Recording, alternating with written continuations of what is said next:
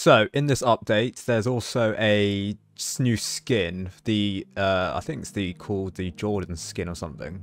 I believe it's a skin that's in the game in the daily skin store for a week, like every other content creator skin. It's for 3232 coins because I believe this was a streamer who was detailing the clues for the hidden wave.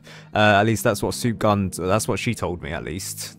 From the interview that I did with her, and because we were the first people to beat the hidden wave, and according to her, like she was following like Jordan's streams, and because of that, people were discovering what how to beat the hidden wave, and because of that, he got his own skins. Now the problem is, the first 50 people were also meant to get their own skins for an upcoming tower. The problem is that upcoming tower, I mean, it hasn't actually been officially released yet, or if it has been released, like for example, it could have been like the Gatling gun. It's not been implemented into the game yet. So it could have been something like a content creator skin, for example. But like, for example, I don't have like a skin for being like the first to beat the hidden wave. I mean, like, I already have a skin in the game. Yes, technically I have the WIKI engineer skin, but I mean, you know, I don't have a WIKI turret skin. Like, developers, can we add that soon, please? Like, come on. But yeah, the amount of coins that the skin costs, 3232 coins, that is a reference to that. I wonder if any other, I mean, the engineer skin, this engineer skin, costs the same amount. I would wonder if it was also cost 3232 coins, but I don't have the engineer on this account actually. I'll probably go into, yeah, so go into my alt. I think my alt doesn't have it. Store skins.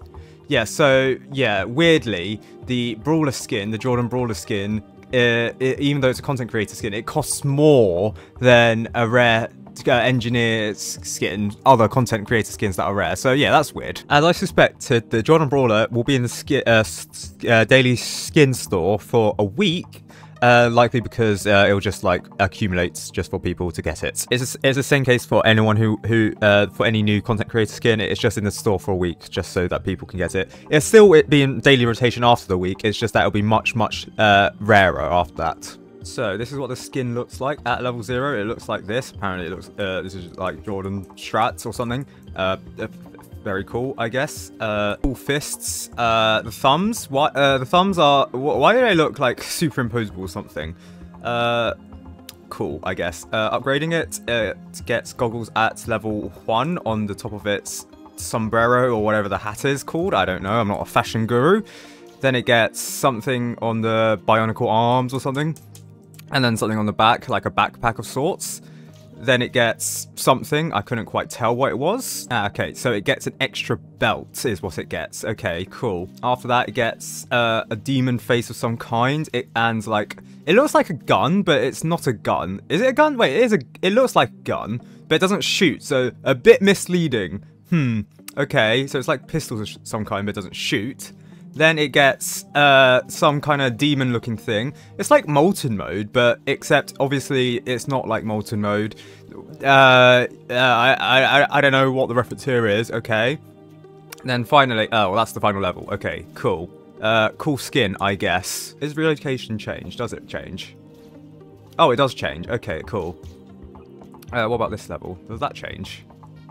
Okay, so it changes. That's cool, I guess. In other news, they have fixed the Electroshocker not being able to damage leads. They are now able to damage leads. So as you can see here, able to kill leads. This was not the case before this update due to a glitch, but it wasn't the only tower that was solved. For example, the Hallow Punk, that wasn't able to damage leads at level 3, but in this update, it is now able to damage leads, as you can see here. Other towers include, I believe, the Sledger, the Frost Blaster, I believe something else as well. Oh, and the Warden, yeah. So all of these towers used to have glitched lead detection or lead penetration, where they couldn't actually damage lead enemies, despite the game saying that they could damage lead enemies. That's now been fixed, so they are now able to damage lead enemies. Next, we have a fix. Well, a fix. They've kind of changed how the flying detection works for the Pyromancer and the Cryomancer. So previously, before this update, the Pyromancer could detect the flying enemies, but they couldn't damage it. They can now damage and attack the flying enemies if they have flying detection from, say, the firework technician. So, as you can see here, once the game starts, the Pyromancer gets flying detection and is now able to detect and damage the lead balloon. Previously, it was able to detect the flying balloon or the lead balloon, but it wasn't able to apply fire damage to it, nor was it able to damage the lead balloon. Now it is able to damage the lead balloon. However, that being said though, if the Pyromancer doesn't have flying detection, is it able to damage enemies with flying? So can it damage?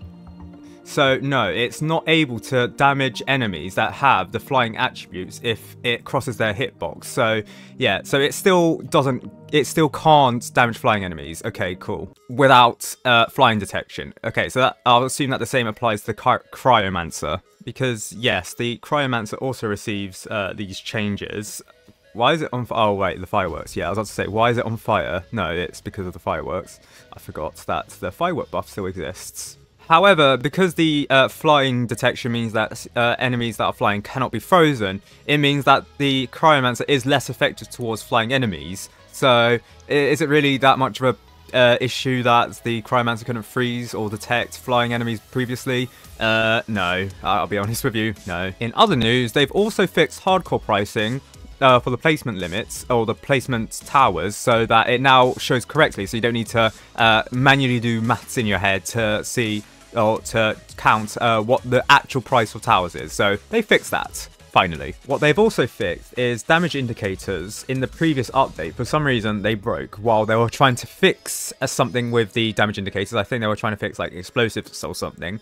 They've now actually fixed it so they now actually appear. You still can't disable damage indicators, which is kind of odd because there used to be a setting to disable it initially back in the Frost Invasion update all the way back then. Not the Frost... Yes, the Frost Invasion update. So, ironically, there's not a setting to disable it, but oh well. They also claim to have fixed incorrect damage type colours. I should probably actually make a video on damage indicators, because Mentin, Godspeed to him, he's actually made a page on the wiki about all the damage indicator colours that they've used in the game, and how some of them were actually incorrect. I believe some of them were using like explosive type indicators when they weren't meant to be using explosive type indicators. But yes, apparently they fixed it. I'll probably have to make another update video to say which ones are, because they haven't specified in the update log which ones they fixed. They've only specified, they've fixed some of the damage damage type colors. I don't think it really affects too much, except it kind of does, because in the code it does specify. So if, for example, if a damage type color was like an explosive color, which I think is orange, it meant that if an enemy had like explosive immunity, which no enemies currently in the game have explosive immunity, but theoretically it could happen because explosive immunity is in the game, then that enemy, or that enemy, wouldn't be able to be damaged by that tower if it was coded incorrectly. But yes, more stuff in the update log coming soon, including some stuff that the developers haven't mentioned that they fixed, including a massive buff to explosive towers.